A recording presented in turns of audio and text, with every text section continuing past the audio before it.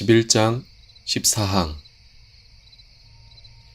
그러므로 현재의 감독은 하나님의 말씀이 그들에게 요구한 명령에 부합해야 하고, 교회적인 혹은 시민의 문제들에 있어 일반적인 교회에서 그들에게 부여한 권한을 벗어나지 말아야 하며, 그러지 못할 경우에는 교회의 모든 직임에서 해임해야 한다. 해설입니다. 이와 관련하여 1578년의 총회는 감독들이 그들 스스로 자신들의 부패를 개혁하도록 요구했고, 1580년에는 대회로 하여금 어느 감독의 강탈에 대해 조사하도록 했으며, 급기야 1582년에는 그러한 감독들이 노예에 의해 재판을 받는 일들이 실제로 일어났습니다. 11장 15항. 그러나 목회자들은 그들의 군주가 원할 경우 말씀에 합당하다면, 그것이 회의이든 의회 혹은 다른 것이든 자신에게 허락된 일을 소홀히 하지 않는 범위 안에서, 또한 세상 군주에게 아첨하지 않고 교회의 공공자산에 해를 끼치지 않는 범위 안에서 도와야 하는 것을 우리는 부정하지 않는다.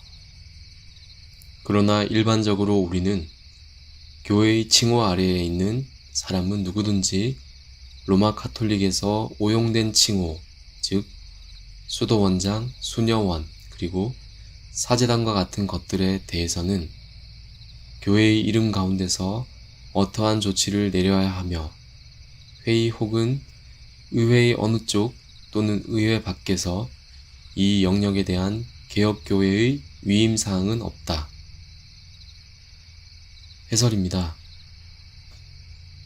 15항에서는 지금까지 일반적으로 거부되었던 목사들에게 사법권이 부여되는 것에 대한 예외적인 경우를 언급합니다. 즉, 그들의 군주가 원할 경우, 그리고 말씀에 합당하다면 일반적인 상황과는 달리 자신에게 허락된 일을 소홀히 하지 않는 범위 안에서, 또한 세상 군주에게 아첨하지 않고 교회의 공공자산에 해를 끼치지 않는 범위 안에서라는 단서 가운데 의회이든 평의회 혹은 다른 것이든 맡겨진 일을 수행할 수 있는 것입니다. 이는 1장 15항에서 목회자는 자신이 속한 군주들이 말씀에 부합한 정치를 할 수 있도록 도와야 하며, 다만 시정에서의 업무에 개입하여 자신들의 책임을 소홀히 하지 않는 범위 내에서 세상 일을 돕도록 한다고 규정한 것이기도 합니다. 이와 관련하여 1576년에 베자는 스코틀랜드에 대해 조언하기를, 왕국의 공적인 영역에서 감독들이 발언권을 갖는 자리에 앉는 것은 하나님의 말씀에 반하는 명백한 잘못이며, 말씀에 따라 그러한 것은 완전히 폐지되어야 한다고 했습니다. 그런즉 15항에서 인정하고 있는 예외적인 역할의 수행은 어디까지나 도우며 조언하는 선에서의 역할이지, 결코 발언권을 가지고서 주도하는 것은 아닐 것입니다. 그러나 15항은 로마 카톨릭에서 오용된 칭호, 즉 수도원장, 수녀원, 그리고 사제단과 같은 것들에 대해서는 교회의 이름 가운데서 어떠한 조치를 내려야 함을 규정하고 있습니다. 그리고 의회 혹은 평의회의 어느 쪽에서도, 그리고 의회와 평의회 밖에서 그 사항에 대한 개혁교회의 위임사항은 없다고 규정했습니다. 그러므로 1578년 총회에서 이와 관련하여 누구도 교회의 위임이 없이 교회의 이름으로 투표할 수는 없었습니다. 뿐만 아니라 더 이상 사제단에서 감독 선출이 이루어지지 않고 총회의 승인이 없이도 이루어지지 않도록 했습니다. 이러한 모든 개혁의 사항들은 교회의 이름 가운데서 조치해야만 하는 것이고, 앞으로 5항에 명시한 대로 교회 재산을 오용한 자들이 회의에서 투표권을 갖거나 교회 혹은 교회 회원의 이름 아래에 회의의 자리에서는 안 되며, 이는 교회의 자율권에 상처를 입히고 침해하는 일이 일어나지 않도록 한 것이다. 11장 16항. 그리고 의회의 명령에 따라 로마 가톨릭 교회와 사법권은 동일한 영역 내에 성립할 자리가 없으며, 그 어떤 감독이나 다른 고위 성직자도 차후로 그의 권위에서 나오는 사법권을 사용할 수 없다. 또한 다른 교회에 대한 재판권은 이 영역 내에서 인정할 수 없다.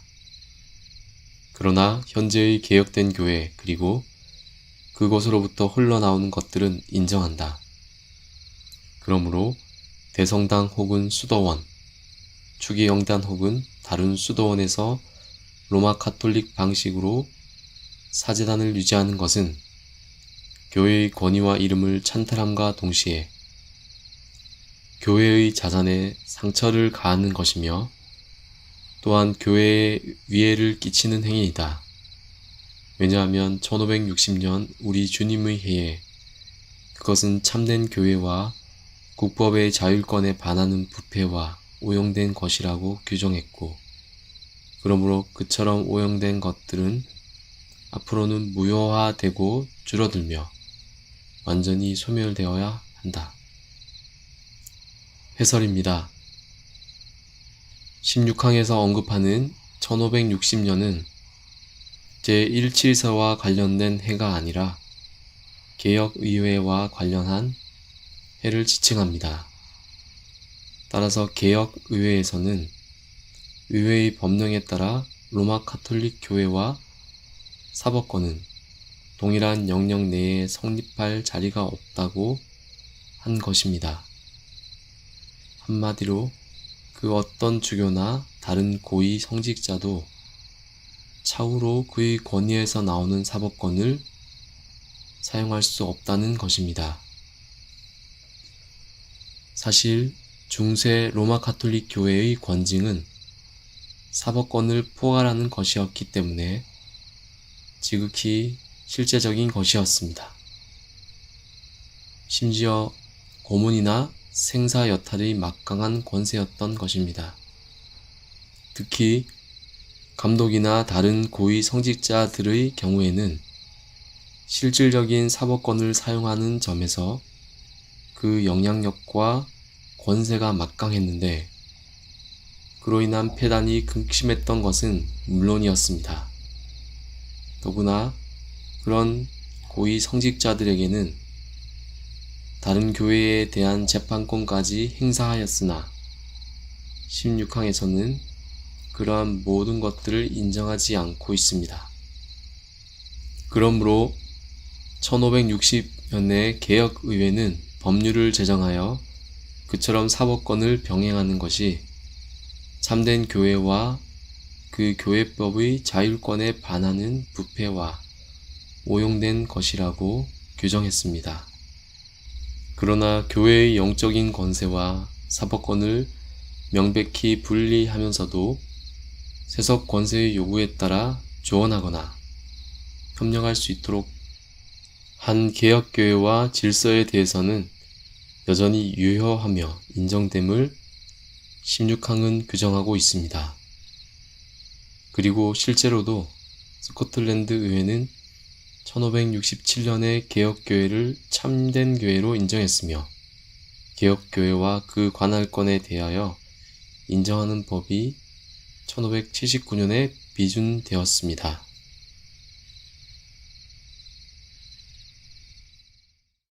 땅의 모든 끝이 여호와